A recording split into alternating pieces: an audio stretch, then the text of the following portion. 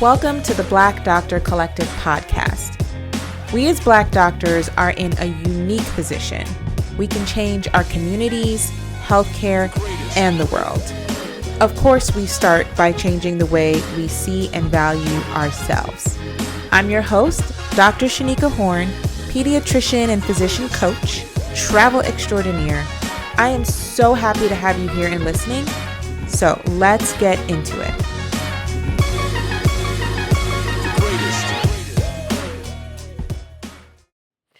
Hey y'all. Okay, so this week we're covering the worst contract I have literally ever read. One of the questions I get most often is, how do you know if a contract is bad? So that's what we're going to talk about. It is a 9-page contract, but trust me, you want to stay to the end because this contract is crazy and you're going to want to know all the red flags to look out for. If you notice, if you're watching on YouTube versus listening to the podcast, I am in a different environment. I am in Accra. I was actually supposed to be on a flight right now, but I might have missed it.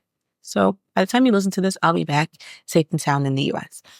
Anyway, let's get started.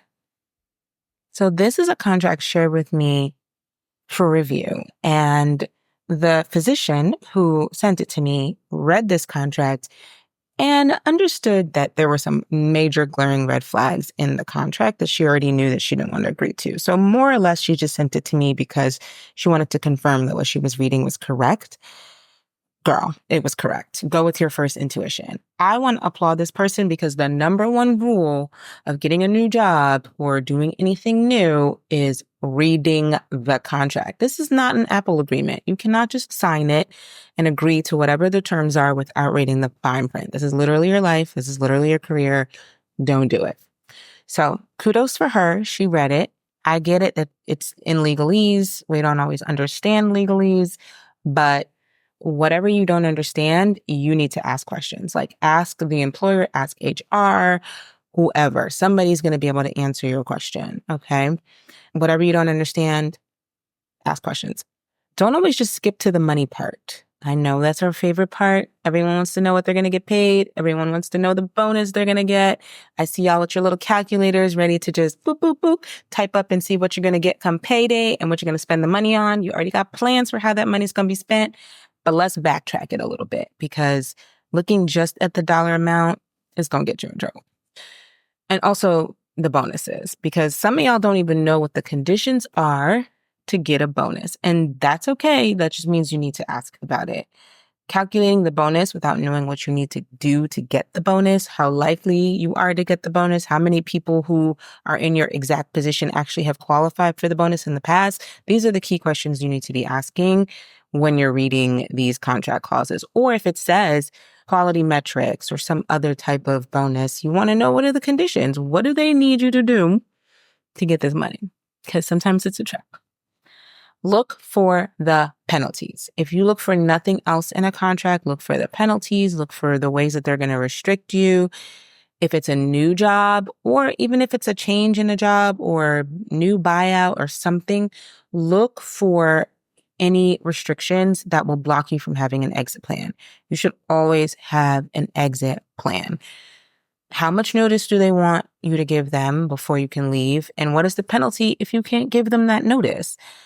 Any contract that has really heavy restrictions is an automatic red flag. Because, why are you trying to pin people into your clinic? What's happening there that you need to have people sign away their life, their rights, their limbs, their firstborn children in order to keep them? That's real sketchy.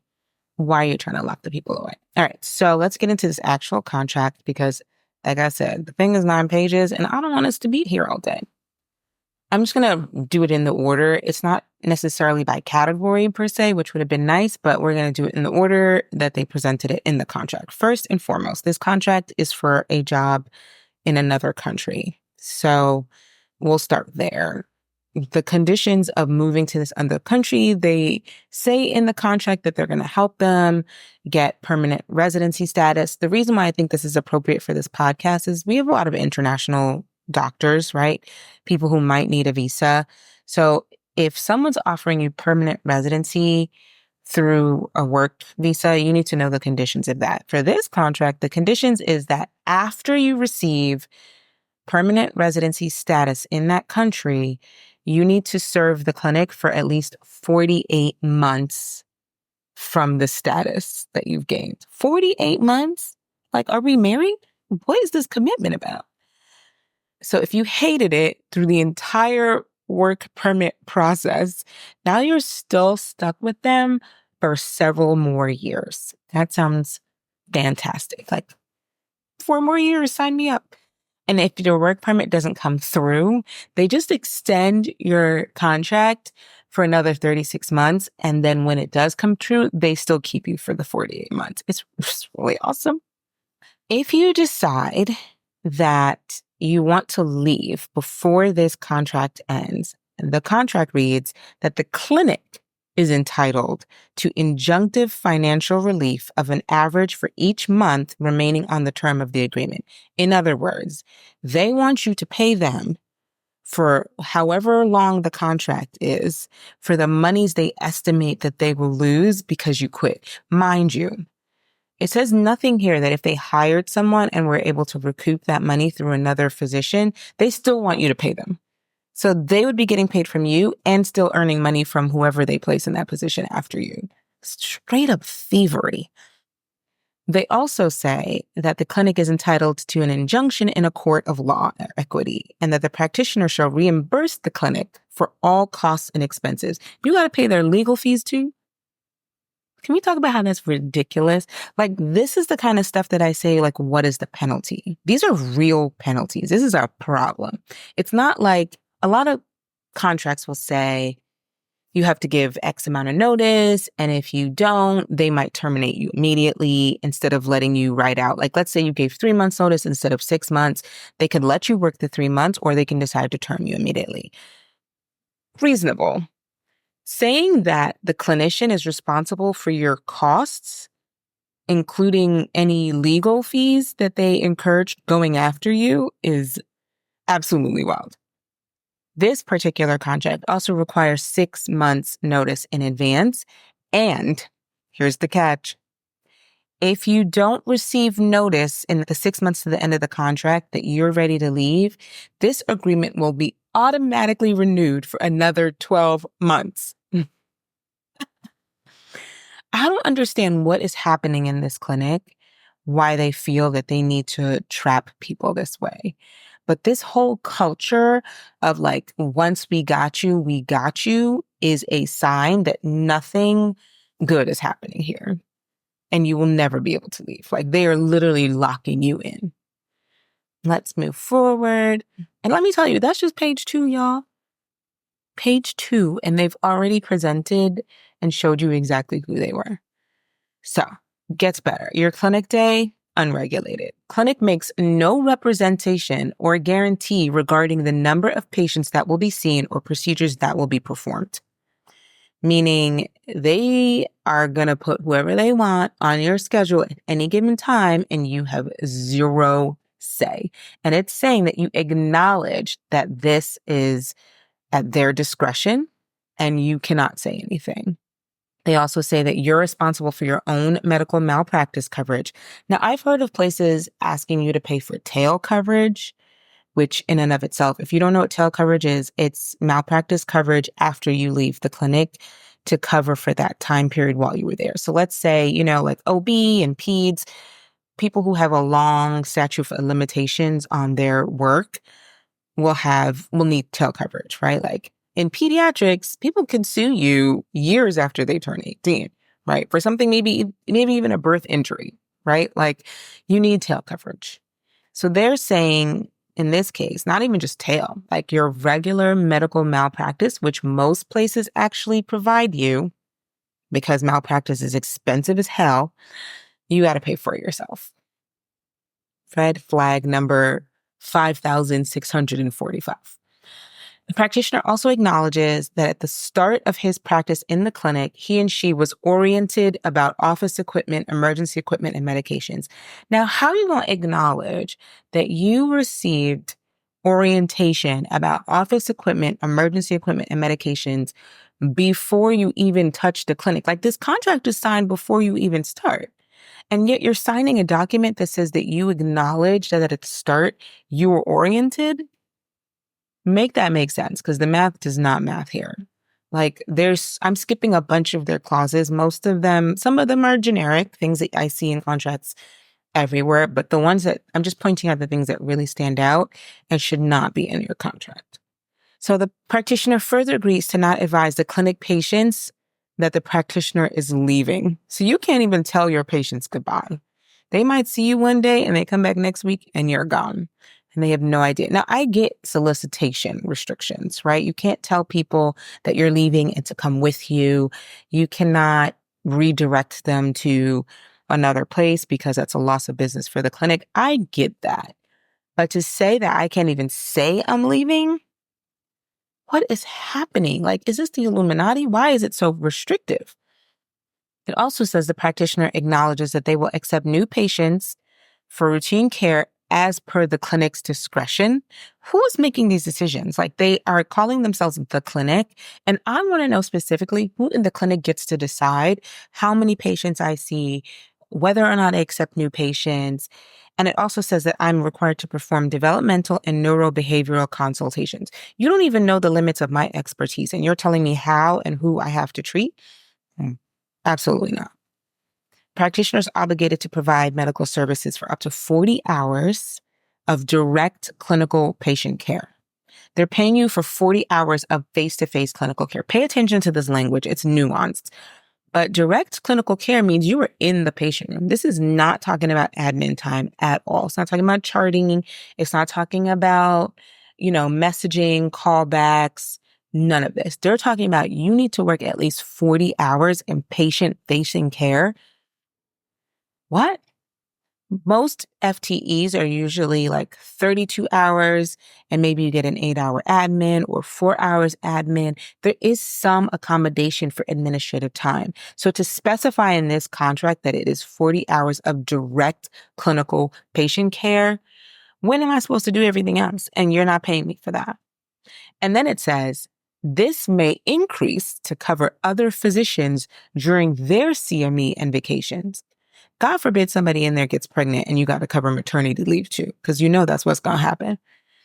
The practitioner is entitled to be off one weekend day per week, either Saturday or Sunday, so you don't get any weekends, full weekends, and one weekday off per week. So they're going to give you a 5-day work week, but one of those days will be a weekend and one of those days will be a weekday. I'm too old for this. Like, you're not going to tell me I can't have a weekend off. Like, that's crazy. On top of that, they're saying that it has to be allowed 3 weeks vacation annually with no vacation requests in the first 6 months. God forbid something happens to you in the first 6 months of this job. Where are you going? Because now you're in a marriage for 10 years and you can't even get a break for the first 6 months with no control over how many patients you see, who walks in the door, how many new patients. And we all know that when they sign unlimited amounts of new patients, your old patients don't get to see you. There's no available appointments. What happens? Patients start giving poor satisfaction scores. I can never reach that doctor. I can never see them. You never get to know anybody. Everybody's new. They probably give you a limited amount of time to see these new patients. And you have to do all of this chart review, all of this record review, and there's no time for it because remember, your 40 hours is direct patient-facing care. This is a trap and a half. Okay. If you decide to take any extended leave of absence for any reason beyond the allowed annual vacation time per 12 months, so they're telling you in a whole 12 months, you can only take 3 weeks. And if you decide, because there's the difference between, this is why I'm emphasizing it, there's paid leave and there's unpaid leave. They're telling you can't take unpaid leave, basically, because they're saying if you do, you need to provide services for the same period as your leave of absence. So basically, you got to make it up. What is this, residency? I remember in residency, if you missed something, a weekend call or whatever, you used to have to make it up, which is wild because we were already working like 80 hours. So this is what they're telling you. You're not entitled to any additional leave. Not only will you not get paid for it, you will also make it up. Okay. The annual salary, which was chickpeas, in my opinion, super low. And it was in this other country's currency, which is even lower in money than a US dollar, lower in value. It says will be prorated if fewer or additional hours are worked per month. So imagine they're only counting patient facing time. So if you work a certain amount of patient facing hours and you spend a lot of time doing administrative work or chart review, charting, medication refills, messaging, any other component of your job that is critical for patient care, and let's say that reduces the amount of patient facing hours you're actually able to do, they're actually going to deduct that money from your paycheck, the paycheck that you're using to cover your own malpractice. Wow. I mean, how are they getting away with this? I would really be interested to see who they hired under these stipulations. And did they read this? Because this is awful. They give you an annual incentive bonus of $10,000, but only on the condition that you have increased your encounters, the encounters that are unlimited, by 10% compared to the previous 12 months. They give you 500 measly bucks for CME, like again, not even in USD. You get $5,000 for relocation, so that's a one-time. And they give you a $75,000 retention bonus. Now, someone's going to read this and be like, $70,000, $75,000, bet. It's for 36 months. So if you decide that you want to stay after you've been imprisoned with these people for the length of your visa status, plus the 4 years of the rest of your internment, now you can sign for an additional 3 years for $75,000. Is this supposed to be an incentive? It feels like it looks like one on face value because $75,000 sounds like a lot of money. But when you actually read the conditions, this is another trap. And it's going to be paid in monthly equal installments. So you're not even going to get that in a lump sum. I'm about to break out my calculator because you know that's the first thing we do when we trying to see how much money that's going to be. So you're telling me I got to break $75,000 over 36 months. Child, that's an extra $2,000. Give me a break. Send me home. I'm moving back home. This is ridiculous. Here comes the even better part, the restrictive covenants, as if the rest wasn't restrictive enough. But here's the non-compete. 5 years after termination, you cannot work within 5-kilometer radius of this clinic. Mind you, this clinic has multiple locations. Earlier in the contract, it mentions that you could work at any of their locations. When a clinic or a practice, which a lot of these practices are giant conglomerates, and they have multiple sites, your contract should say which site you're working at and which site the non-compete applies to. If it does not, baby, you're responsible for not working within whatever their radius is for whatever their time frame is. 5 years is absurd for a non-compete. I think any non-competes are absurd, but 5 years, like most non-competes say 2 years. 5 years after I gave you my blood, sweat, and tears just to get permanent residency status, I can't even work here. I'm definitely going back home. Additionally, the restrictive covenant, it says, the practitioner acknowledges, here we go, that this restrictive covenant is reasonable and necessary. No, baby, it is not. No, no, no. To protect the clinic's legitimate business interests, and any violation thereof would result in irreparable injury to the clinic. How, Sway? Y'all forcing people to see 1,000 patients a day. How would me working somewhere else cause irreparable damage to the clinic? How is this reasonable and how is this necessary? They lie. Additionally, if you go work somewhere else, when you finally get free of this 5-year non-compete and you go and you work somewhere maybe nearby after you've done uprooted your whole family to move to this country and whatever not, you can't employ anybody that's ever worked at this other place. So God help you trying to find staff if you decide to go private. It says, practitioner acknowledges and agrees that all restrictions contained in this agreement are reasonable and valid and waive all defenses to strict enforcement thereof. Baby, you can't even fight this because you done signed the agreement that said you agreed that this was reasonable and valid. They also say after you've left, so they want to control you not just while you're there and not just immediately after you transition out of there, but you must inform the clinic in writing before joining another clinic or office and still should not violate their restrictive covenant conditions. So even if I decide not to work within a 5-mile radius, was it 5 miles? 5-kilometer radius, so 2.5 miles radius of this clinic for 5 years, I still have to write y'all and give y'all heads up that I got a job. What? It's responsibility of the practitioner to review. I mean, do y'all even want to hear anymore? I mean, this is like blowing my mind. It is the responsibility of the practitioner to review the clerical staff manual and satisfy himself or herself that they agree with the secretarial aspects of the office. So you ain't just got to know your job and all the policies that cover you. You got to know the clerical staff's job.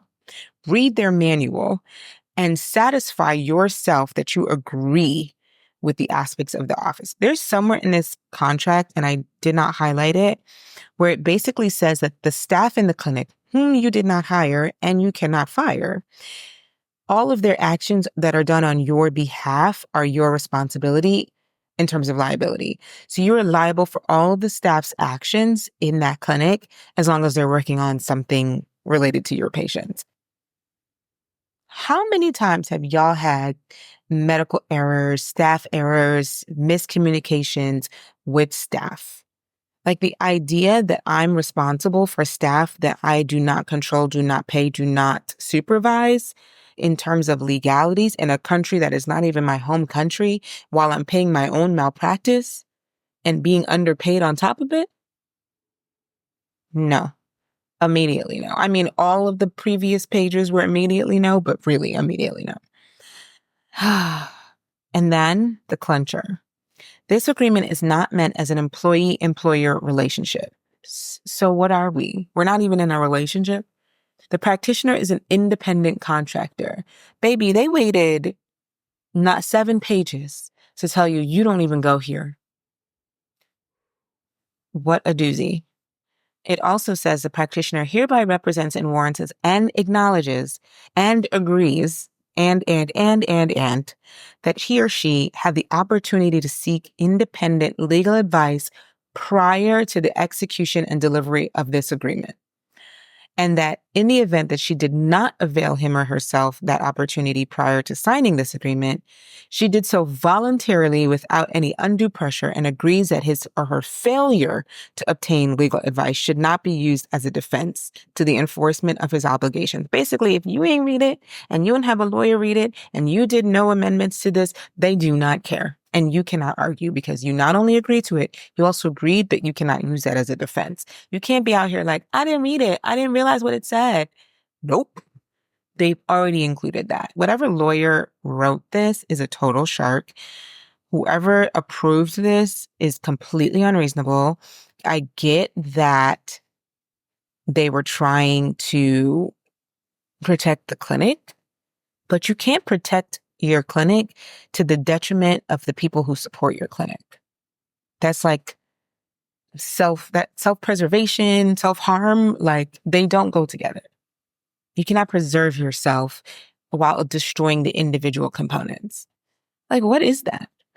Last clause of this contract is that this agreement or its parts are confidential and disclosing any information will breach the entire agreement. So they are going to bend you over, do things untowards, and you can't even tell anybody. You're basically signing an NDA on top of the fact that this contract is absolute trash. They have you under penalty for every possible thing you can do, whether it's vacation, whether it's leaving early, whether it's, trying to determine how many patients you see. There's a penalty for all of it that you pay. You pay for all of the legal coverage. If you decide to fight it, you pay for your legal coverage. You pay for their legal coverage. You pay for any clinic revenue that they might miss when you leave. All of it's your financial responsibility. And on top of that, you can't even tell anybody. I'm done. This contract is trash. Throw the whole thing away, which is what my client did. I think they came back to her and asked, what can they do to improve the contract? No, start from scratch. This is not a contract that we amend. This has too many things that tell you what the attitude, the culture of the clinic is. This is how you know about a job before you even get in the job. That's it. The end. I'm done talking. Let me drink my water. Let me enjoy my last night in Accra. I can't be done. I can't be talking about this foolishness more. Please read your contracts. And this is why. Bye. Thank you so much for listening. Please subscribe to the podcast. And what I want you to do next is link us everywhere you can. Instagram at The Black Doctor. Just become part of our collective. I want you here. Thanks. Until next time. Bye.